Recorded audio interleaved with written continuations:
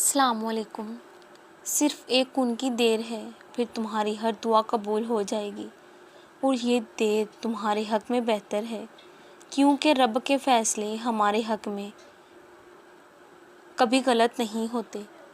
توکل وہ راستہ ہے جس کے ذریعے آگ ٹھنڈی کر دی جاتی ہے۔ توکل وہ ہے جو ایڑیوں سے زمزم نکلوا دیتا ہے۔ توکل وہ ہے جو دریا میں راستہ بنوا دیتا ہے، جو یوسف کو یعقوب سے ملوا دیتا ہے، جو طوفان میں بھی کشتی نو پار لگا دیتا ہے۔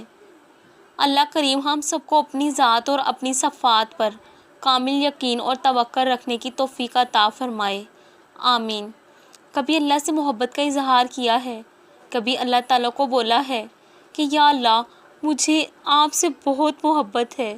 کبھی اللہ تعالیٰ کو بولا ہے کہ آج میں نے آپ کو بہت یاد کیا؟